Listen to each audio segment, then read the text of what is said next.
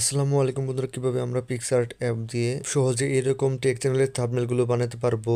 ভিডিওতে এ to Z দেখানো হবে, তো ভিডিওটি স্কিপ না করে পুরো ভিডিওটি দেখতে থাকুন। আসার পরে এরকম একটা ইন্টারফেস চলে আসবে, তো আমাদের এখান থেকে সরাসরি প্লাস আইকনে ক্লিক করতে হবে। থাম্বনেলের যে ব্যাকগ্রাউন্ড আছে যেটা সিলেক্ট করব, তো থাম্বনেলের ব্যাকগ্রাউন্ডটা আমাদের এখান থেকে সিলেক্ট করে নিতে হবে। তো আমরা এখান থেকে ব্যাকগ্রাউন্ডটি সিলেক্ট করে নিব। এরকম একটি ইন্টারফেস চলে আসবে, তো আমরা এখান থেকে সরাসরি ক্রপে চলে যাব। তো ক্রপে যাওয়ার পরে আমাদের এখানে এই যে অপশনটি আছে এখানে চলে যাব। তো এখানে ক্রপে চলে যাব, থাম্বনেলের যে সাইজটা আছে তো সেটা আমাদেরকে সিলেক্ট করে দিতে হবে। তো এই যে এখানে 16:9, তো আমরা এটা সিলেক্ট করে নিব। তো এখানে চাইলে আমরা একটু জুম করে একটু কাট করে নিতে পারবো। থেকে এই যে রাইট চিহ্নটি আছে, তো আমরা এখান থেকে রাইট চিহ্নটি ক্লিক করে দেবো। তো আমরা এখান থেকে ইফেক্টে চলে যাব একটু ভালো কালার আনার জন্য।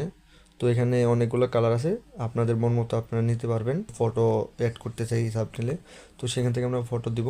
তো ফটো অ্যাড করার জন্য আমাদের এখান থেকে সরাসরি অ্যাড ফটোতে চলে যেতে হবে। আমি একটি স্ক্রিনশট নিয়েছি, তো আমি সেই স্ক্রিনশটটি দিয়ে দিব।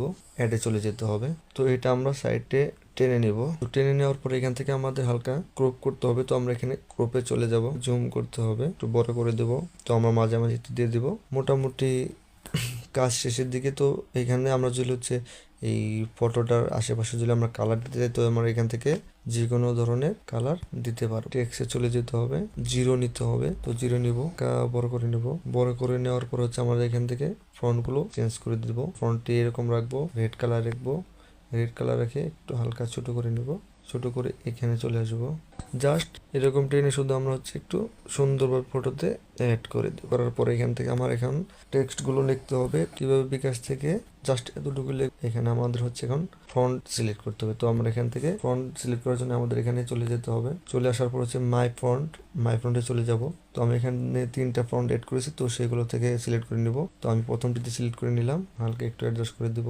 তো বন্ধুরা, লেখাটিতে অ্যাডজাস্ট করার পর আমাদের এখানে একটু কাজ হবে, ব্যাকগ্রাউন্ডটি সিলেক্ট করে নিব।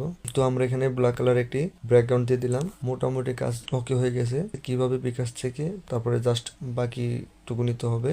তো আমরা বাকিটুকু নিব। তো আবার আমরা টেক্সটে চলে যাব। তো জাস্ট বন্ধুরা, আমরা শুধু এটা লিখে রাইট চিহ্নতে ক্লিক করে দেবো, ফন্ট চেঞ্জ করে দেবে। তো আমরা এখান থেকে ফন্ট চেঞ্জ করে দেবো। তো ফন্ট চেঞ্জ করার পর আমাদের এখানে, তো আমরা এখানে জাস্ট এইভাবে রেখে দেবো। তো রেখে দেওয়ার পর এটাতে আমরা সরাসরি এখান থেকে ব্যাকগ্রাউন্ডে ক্লিক করব। তো আমরা এখানে সাদা কালারটি সিলেক্ট করে নেব। তো নেওয়ার পর আমাদের এখানে ফন্টের যে কালারটি আছে, তো ফন্টের কালারটি চেঞ্জ করতে হবে। ফন্টের কালারটি আমরা কালো রেখে দেব। কালোর সাথে হালকা যদি আমরা মিক্স করতে চাই, তো এখান থেকে আমরা লাল কালারটি হালকা মিক্স করে দিতে পারবো। করার পর আমরা এখান থেকে সরাসরি রাইট চিহ্নতে ক্লিক করে দেব। তো আমরা এটা সিলেক্ট করার পরে এখান থেকে সরাসরি সাইজ মতো বসিয়ে নেব। বসিয়ে নেওয়ার পর আমাদের এখান থেকে ফন্টগুলো চেঞ্জ করতে হবে। তোমরা ফন্টটি চেঞ্জ করে দিলাম। তো ওয়ার্ডগুলো যদি আমরা একটু এদিক সেদিক করতে চাই, তাহলে আমরা এদিক সেদিক করতে পারবো। তো হালকা আমরা একটু চাপিয়ে নিলাম। কিভাবে বিকাশ থেকে 1 মিনিটের লোন নেওয়া যায়, এ টু জেড আমাদের কাজ শেষ। এখানে আমরা জাস্ট একটু ব্যাকগ্রাউন্ড দিয়ে দেবো। তো মোটামুটি বন্ধুরা, আমাদের থাম্বনেলটি মোটামুটি হয়ে গেছে। সহজে আমরা এইভাবে থাম্বনেল গুলো বানাইতে পারবো। তো বন্ধুরা, এই থাম্বনেলটি কিভাবে আমরা সেভ করব, তো সেটা দেখবো। তো আমরা সেভ করার জন্য সরাসরি চলে যেতে হবে আমাদের এই রাইট চিহ্নতে ক্লিক দেওয়ার সাথে সাথে আমাদের থাম্বনেলটি মোটামুটি সেভ হয়ে গেছে। গ্যালারিতে নেওয়ার জন্য আমাদের সরাসরি এই যে ডাউনলোড অপশনটি আছে, তো আমাদের ডাউনলোড অপশনে ক্লিক করে দিতে হবে।